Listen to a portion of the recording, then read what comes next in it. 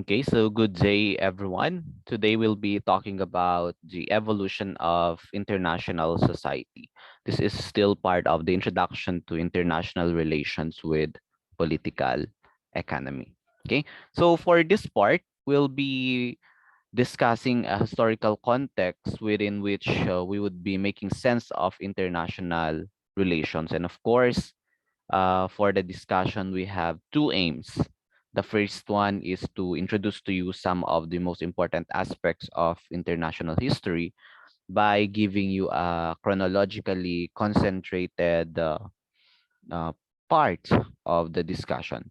Also, we start with an overview of the rise of the modern international society itself, or the rise of modern international order, because I believe that we need to have some basic understanding of the main developments in the history of world politics, as well as some kind of context for thinking about the contemporary period of world history.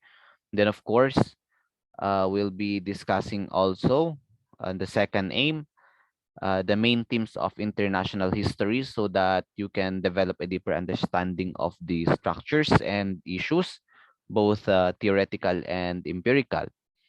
Okay. I hope that an overview of international history will give you a context within which to begin thinking about globalization, which is a phenomenon that fundamentally changes the main patterns of international history. Okay, so before we proceed, we have some questions that we need to answer while the discussion is going on. Okay, the first one is, when did modern international order really emerge? And to what extent was the emergence of modern international orders shaped by the experience of the West? And is history important to understand the contemporary world politics? Okay, so for this part of the discussion, we'll be exploring the rise of modern international order. Okay? Mauuna dito syempre yung international order before the modern period, no? We examine how trade and transport help to tie together the diverse parts of the world, di ba? Because we are gearing towards interconnectedness. Okay, so we'll be discussing the 1648 Peace of Westphalia, which is often said to mark the origins of modern international order. Then, of course, the turn of the 19th century developments, and the rest. Okay, so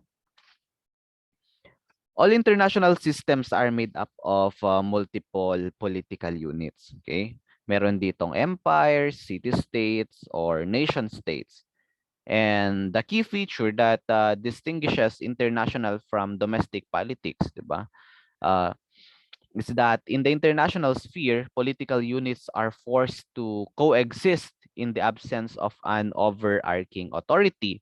Whereas in domestic politics, pag sinasabi nating domestic politics, it is within a nation state. It is within an empire or a city state, no, kung saan iisa yung umbrella of government natin. But for international politics, wala tayong one world government na tinatawag of for that government to rule us, 'di ba? Because we are still sovereign, we are still practicing sovereignty. Okay?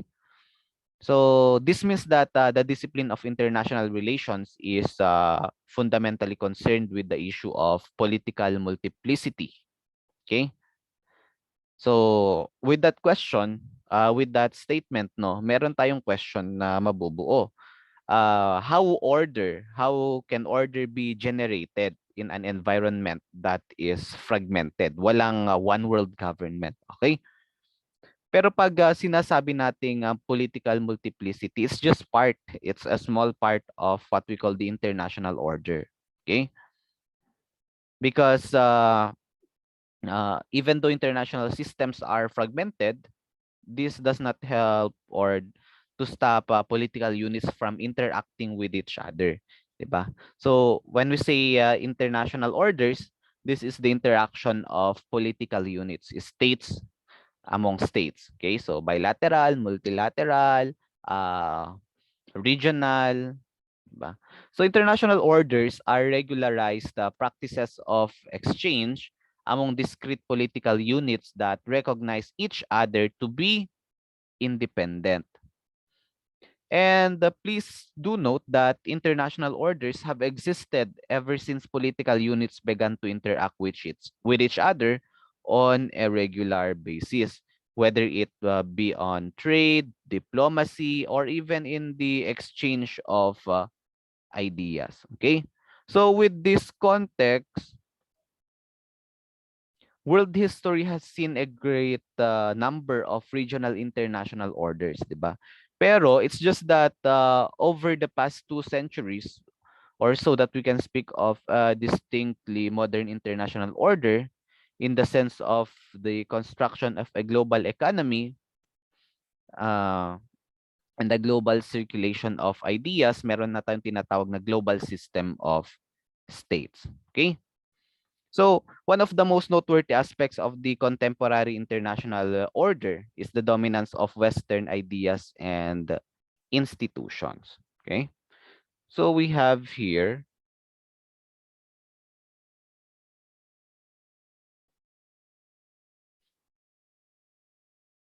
common arguments on Western power. Okay? So, pag tinatawag nating West, no, ito yung Europe, no? The West is usually taken to mean Europe or with particular emphasis on the northern and western parts of the continent. The Americas, especially on the emphasis of the United States. Okay? So, with this one, meron kasi tayong tinatawag na Western power. Okay? And when we think of the West, sinasabi nating uh, they hold, no? They hold dominance. Okay? When we think of London, New York, these are financial centers, di ba? The West is also central to global political institutions. Dito matatagpuan yung main headquarters ng United Nations, no, sa New York. And most members, no, most permanent members of the United Nations Security Council are Western powers. Okay?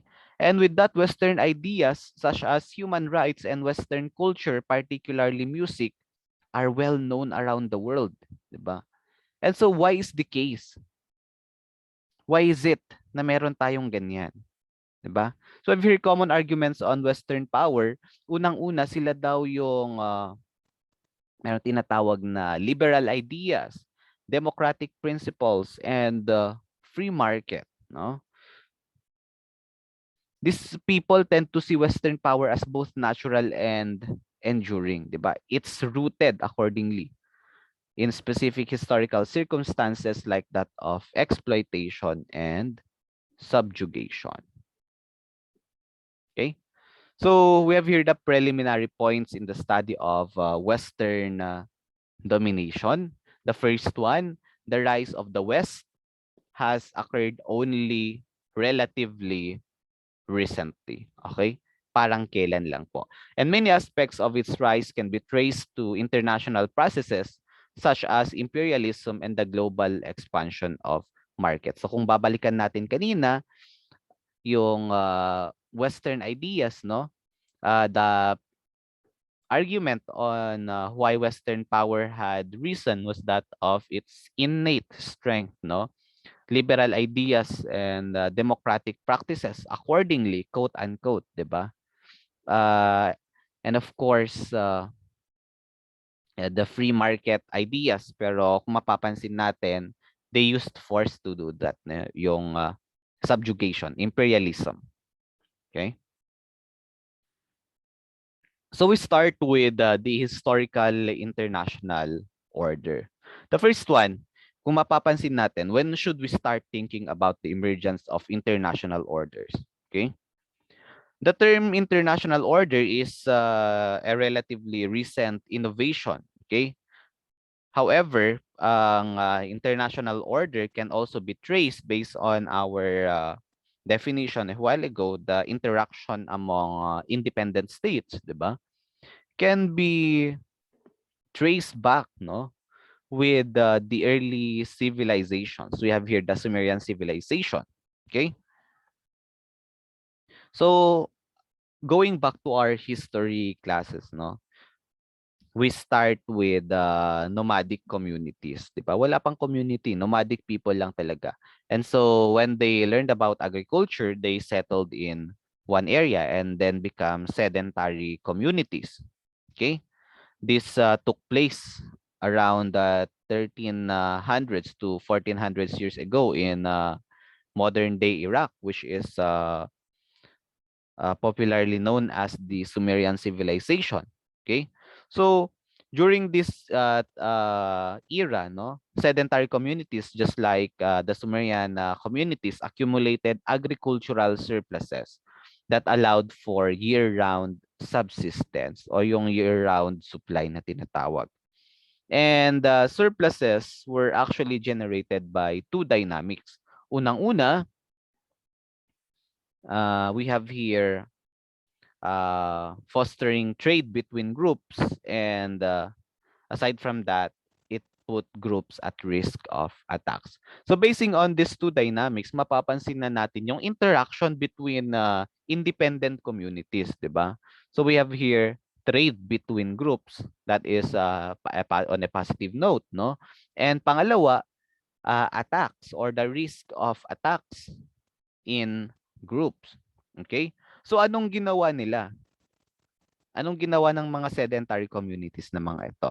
Okay? So, in response, communities increase their capabilities by going big. They got bigger. And also, they develop specialization to increase their capabilities. And what are these specializations? Diba? They divide people into distinct ranks. Yung iba, soldiers, 'di ba? To protect their community. And then yung iba naman, cultivators or mga magsasaka, so as that hindi sila mawalan ng subsistence or the year-round supply. And with this development on specialization, they develop political hierarchies, establishing order through the command of a leader or a group of leaders. And these leaders now would increase interaction with their counterparts in another groups. Okay? Para hindi magkaroon ng away, para meron silang makukuhang supply, 'di ba? Para meron silang maging kakampi just in case some other communities would attack them. They interact with their counterparts in other groups. And these established rituals or these established activities, which is now known as diplomacy. Okay? In the process, these communities generated regularized practices of exchange among discrete political units that recognize each other to be independent. And that is the very definition of international order. Okay? So, beyond ancient Sumer, we can also find a great uh, number of historical international orders. Okay? So, if we take the world history as our canvas, ang lawak ng world history, every region in the world has become home to regular, widely shared practices of commerce, war, diplomacy, and law. Many of these historical international orders developed through encounters with other parts of the world. Okay? So, yung main point diyan is encounters, no, with other parts of the world. So we have here the extensive interaction between the Byzantine and the Ottoman empires in one example, and we have here also the international order centered on the Indian Ocean, no, that incorporated factors from Asia, Africa, and of course Europe. Okay. However, most of the international order accounts begin not in modern South Asia. Okay? Kahit sinasabi natin na we started in the Sumerian civilization, we also have China, the Chinese civilization, we have the international orders among the small Korean kingdoms, and of course the shogunates in Japan. International order flourished in Europe. Okay? So why Europe? Okay? We have here the 1648 Peace of Westphalia. Okay? This marked the end of the wars of religion in Europe. Okay? So, before we forgot, no, Westphalia is actually a place in Germany. Okay? It's a place in Germany. So 1648 Peace of Westphalia marked the end of the wars of religion in Europe. And this instituted the principle of cuius regio eius religio. Ibig sabihin nun, whose realm, their religion. This principle acted as a break on the reasons why by which states could go to war. Okay, this 1648 Peace of Westphalia stated that states should assume sovereignty over their own territories. First, in the terms of the right of confession, and later over the spheres of activities such as the way in which they organize their governance and economies. In this sense, Westphalia is seen as important because it established the principle of sovereign territoriality. So dito nag-uumpisa naman, if you still remember your contemporary world, no? Or other subjects in relation to international relations and globalization. Dito nag-umpisa yung fight for sovereignty, no? By which pag sinabi nila na, for example, they are Catholic Christians, and so they should be associated on that certain country, di ba? Or on that certain state. Okay? So we have here a sovereign territoriality, which is a claim to political authority over a particular geographical state. Okay? However, we have here criticisms on the Westphalian narrative, di ba? Kasi pag sinasabi nating Treaty of Westphalia, it is considered by many many, no, as the one which marked the origins of modern international order. Okay, so why is it that there are still criticisms on the Westphalian narrative or the 1648 Westphalian Treaty? Unang-una, Westphalia was not a European-wide agreement, no?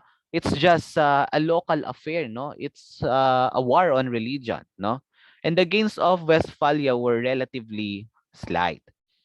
Westphalia actually set limits to the principle of sovereignty established at the 1555 Peace of Augsburg, no? For example, by retracting the rights of polities or states to choose their own religion.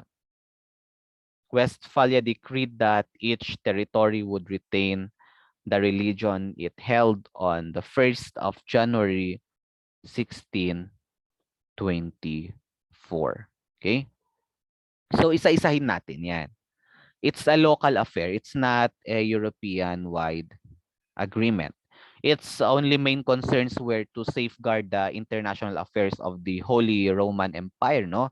And to reward the victors of the wars of religion, that is France and Sweden. Okay? The impact of Westphalia in European international relations was not as great as is often imagined. So, maliit lang. However, kung mapapansin natin, it is a framework. It is part and parcel of the framework which guided what is now called modern international order. Okay? After the Peace of Westphalia, after 1648, European international order remained a patchwork of marriage, inheritance, and hereditary claims. Okay, so mga pamana ng mga royal families na pinapag-asawa yung kanilang mga anak into other royal houses so as that they would establish power. And with that, merong mga imperial rivalries, no? Conflicts among hereditary succession, yung mga kings na or emperors na maraming anak. And each of these sons would like to be the next ruler of the empire or of the kingdom. As well as religious conflicts still remained at the heart of European wars for several centuries. Okay?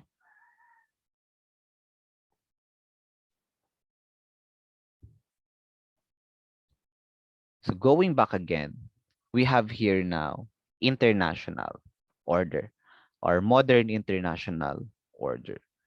Modern international order regularized practices of exchange among discrete political units that recognize each other to be independent. So what are these regularized practices of exchange? Okay, so unang-una, we have here the economic interaction. Then we have here the systems of transport and communication, economic and infrastructure interaction, increasing number of ecological transfer, and transatlantic transfer of diseases. Okay? So, economic interaction, diba? We stress the importance of long distance trade routes like yung tinatawag natin na Silk Road, no? The trades of silks, cotton, sugar, tea, linen, porcelain, 'di ba? And spices. And so, with this economic interaction, it connected diverse places, no? For example, we have here Malacca for spices, Samarkand, Hangzhou in China, Genoa in Italy, Acapulco in Mexico. Then we have Manila and then the Malabar Coast, no? Then we have here system of transport and communication. With this, we highlight voyages of discovery, no? Which opened up sea lanes around Africa and across the Atlantic and Pacific Ocean, 'di ba? Then with transport and communication and of course interaction in economies, we have infrastructure interaction, 'di ba? The development of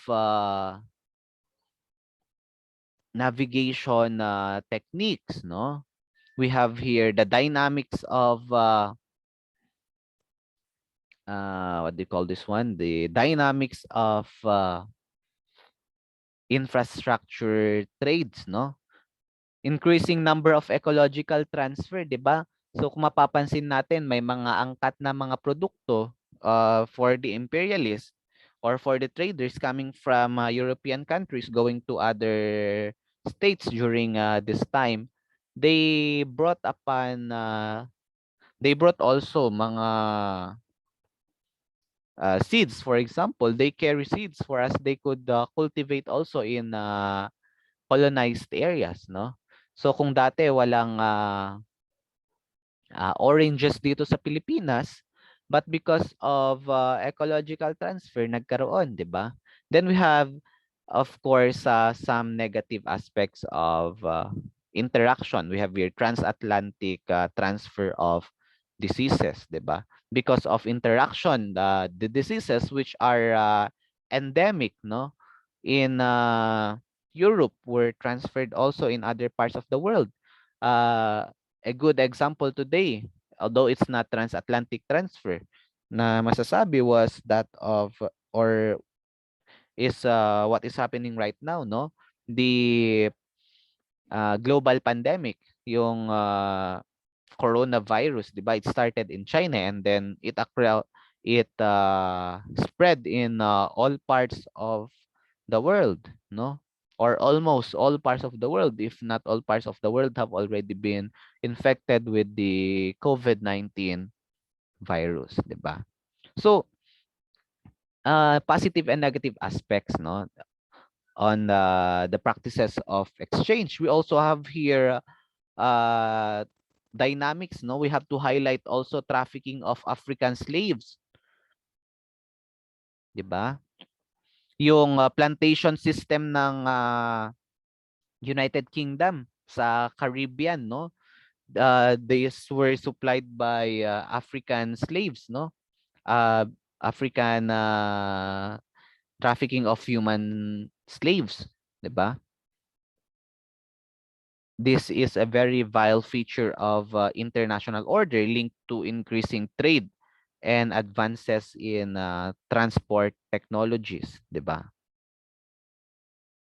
So, in short, meron tayong tinatawag na interdependence kung saan events in one place have a major effect on others.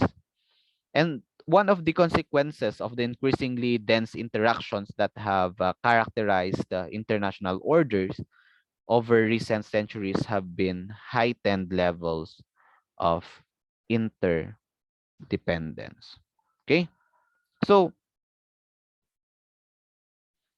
despite this one, we have limitations on internationalization. Okay? Vast majority of economic activities did not take place over large distances, but in microeconomies. Okay? With a 20-mile circumference. In the contemporary world, it takes less than a day, no? Communication takes less than a day, or is because it's just a snap of seconds. But limitations during this early part of the development of internationalization or international order was that it's slower. Okay. So what makes the last 2 centuries such a strong candidate for thinking about the emergence of modern international order? It was during this time that multiple regional international orders were linked in a global order in which all parts of the world were closely connected. That is why meron tayong tinatawag na global transformation. Ba? Global transformation is a term used to denote the shift from a world of multiple regional international systems to one characterized by a global international order. Okay? This brought to an end a long period in which human history was mainly local. So kung anong malapit lang sa inyo, sa kanila lang kayo makikinteract. Because of the global transformation, we also have contacts among peoples, fairly light, no? Or those uh, interactions among far-flung peoples. It intensified during the last 2 centuries. Okay, it's because of imperialism, subjugation, and the search of colonies. Okay, so here are the key points, no?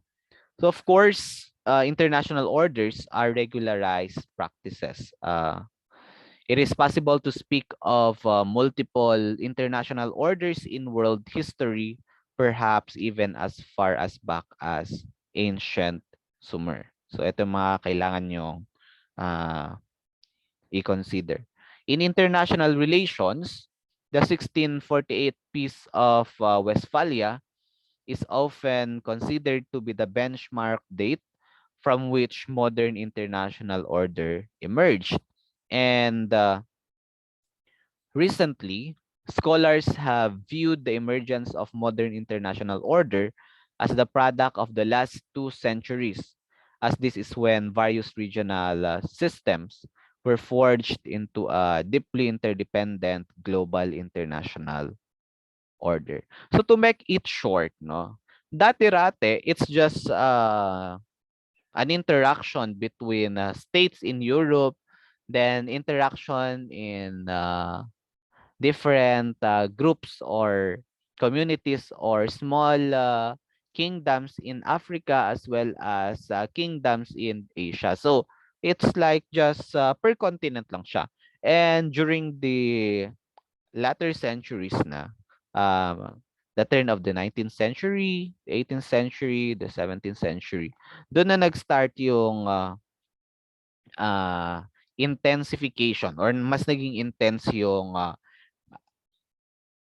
connectedness. And so instead of being in the continents alone, they go or they do navigations and they do trade in some other parts of the globe. So hindi na siya regionalized na trade. It became a global trade. Kaya nagkaroon ng global international order. Okay? So how did modern international order emerge? Okay? First, the most advanced areas of Europe and the United States had the levels of GDP per capita between tenfold and 12-fold greater than their Asian equivalents. So this was in comparison among these independent regional systems. No, in 1820, Asian powers produced 60.7% of the world's GDP, and the West, defined as Europe and the United States, only produced 34.2%. However, by the turn of the 19th and 20th century, no, the West produced 68.3% of global GDP and Asia only produced 24.5. So makikita natin yung drastic change, no, the shift on the production of the world's gross domestic product. So between 1800s to 1900s, China's share of global production dropped from 33% to 6%, and India from 20% to just 2%. Okay? So the rapid turnout during the 19th century represents a major shift in global power. So kung dati-rate, 'di ba? In the 1820s, no? Asian powers dominate the global market. But by the turn of the 19th century, nag-shift na ng global power, 'di ba? Bakit kaya? Okay? The 19th century saw the birth of international relations as we know it today. And during the 19th century, social relations were assembled through trade, dismantled again through subjugation and colonialism, and reassembled through interaction. Okay? Bakit? Nothing could stand in the way of a few Western gunboats or regiments bringing with them trade and Bibles. Just like what happened in the Philippines, no? They came to the Philippines, the Spaniards came to the Philippines. Of course, di natin maiwasan yung 3 Gs na tinatawag, no? The God, gold, and the glory. So they came with Bibles, no? They came with Bibles because they wanted, no? Kung mapapansin natin, the reason why they had they had come to the Philippines was actually they are to set forth in seeking the Spice Islands, pero napadpad sila sa Pilipinas. And then later on, ang ginawa nila is that it is their mission to Christianize, no? Christianize the barbaric Philippines during those times. So mapapansin natin yung sudden shift of strategy. And with that, they established trade, that is gold, no? And then of course, glory in itself, pagbabaliktarin mo yung cross, no? The cross, if you turn it upside down, it will look like a sword, 'di ba? So, ayan.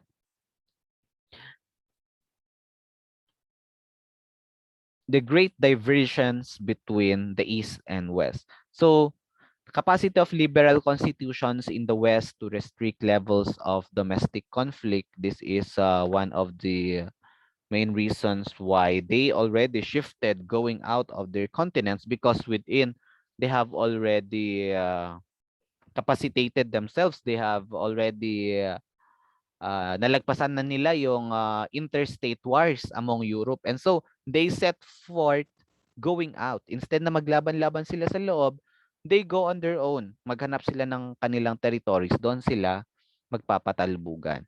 Okay?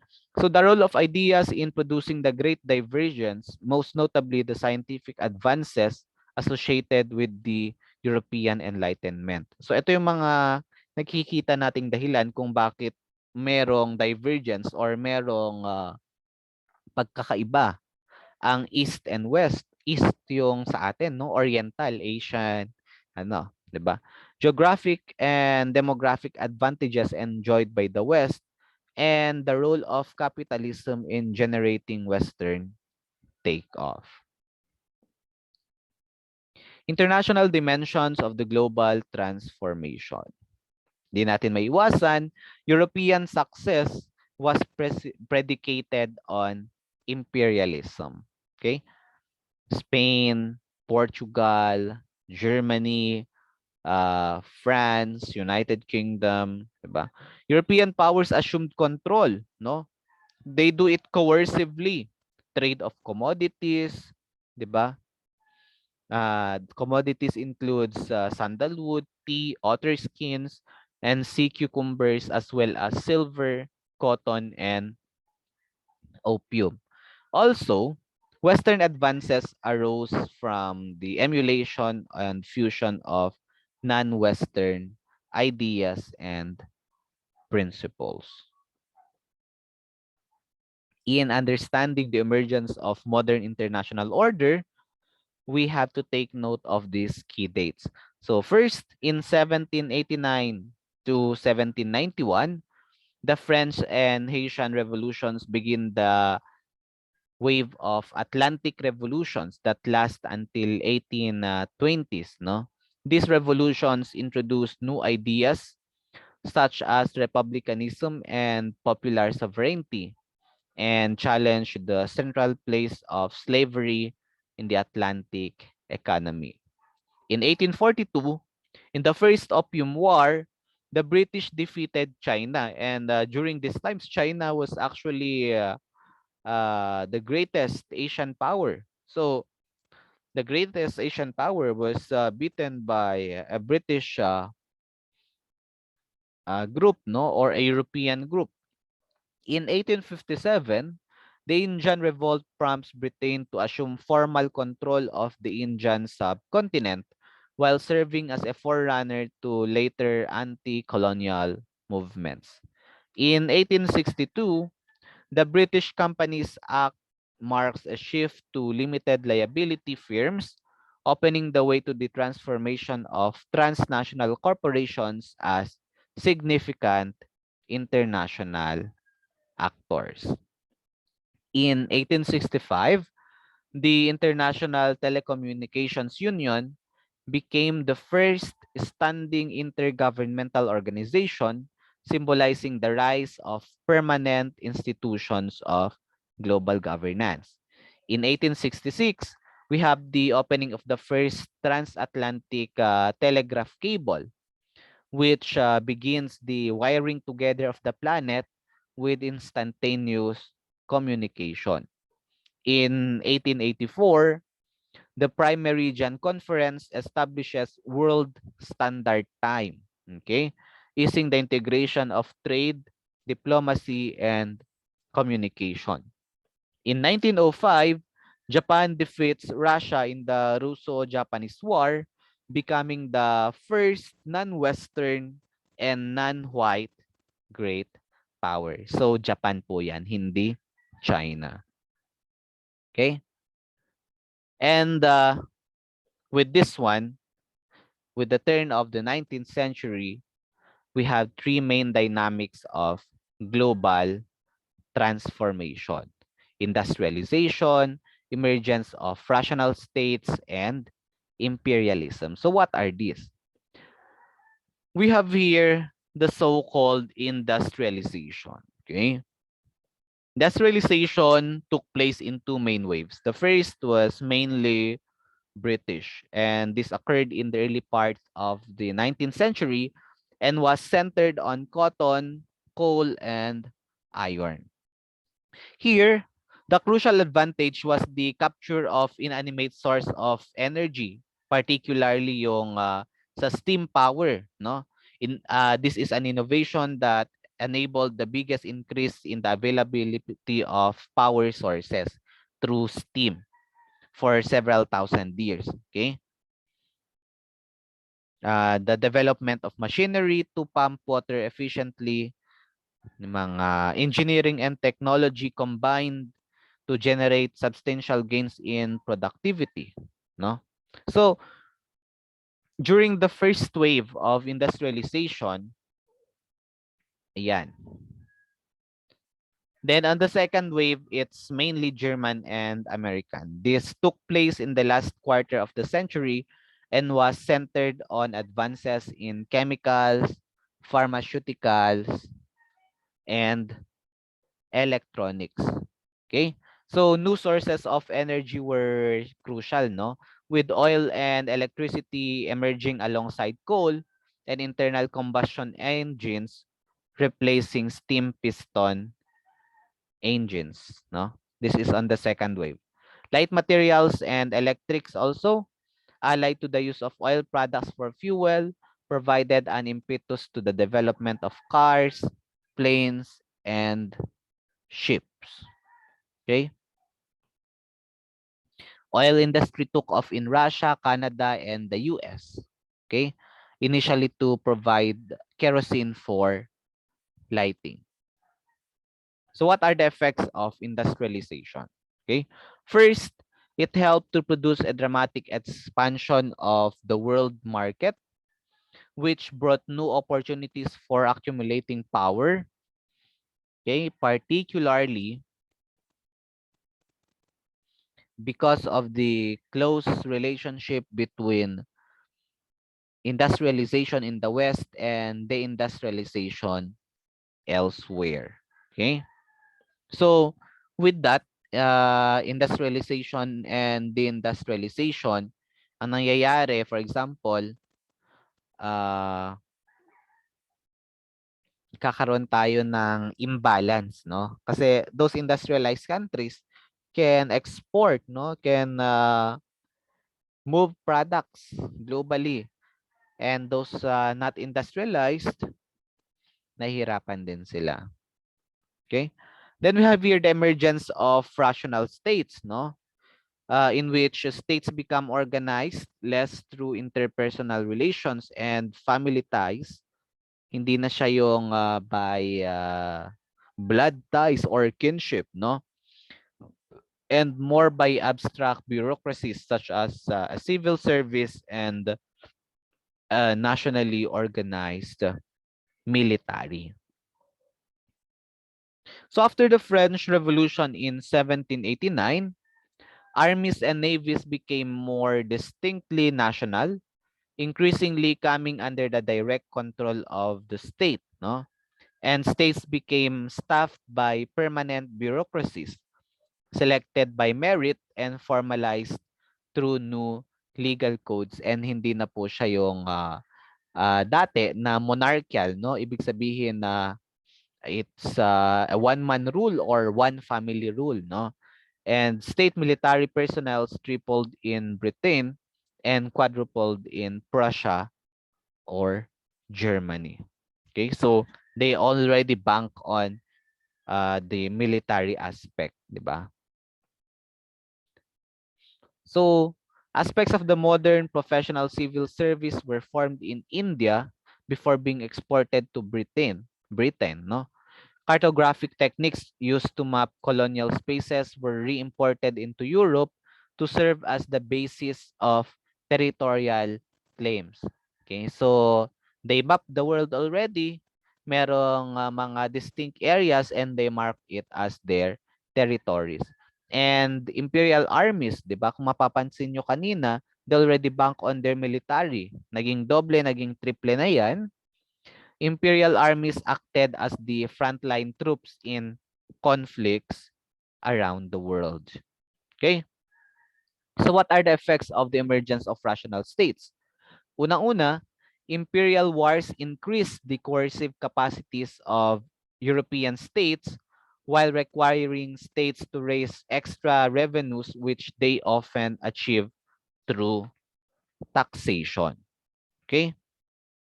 Pangalawa, because of the increase of revenues, it fueled further state development. Siyempre, pag lumalaki na yung nakakalap na pondo, mas malaki yung impact niyan sa development ng isang bansa. Okay?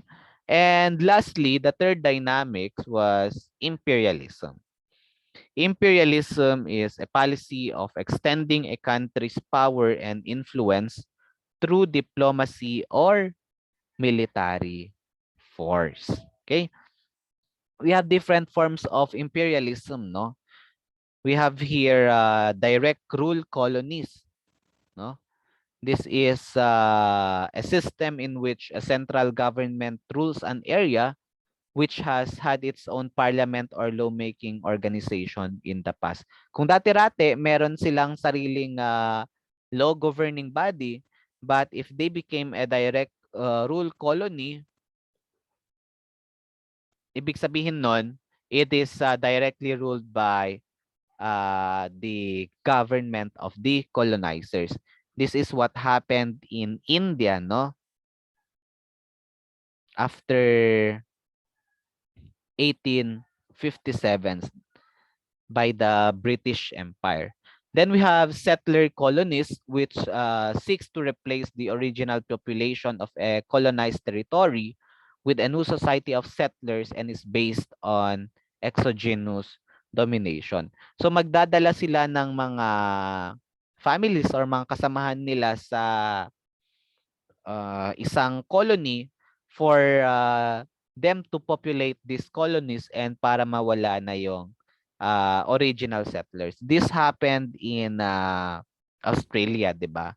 Kaya yung mga aborigines natin in Australia, they were left no na parang nasa gilid sila.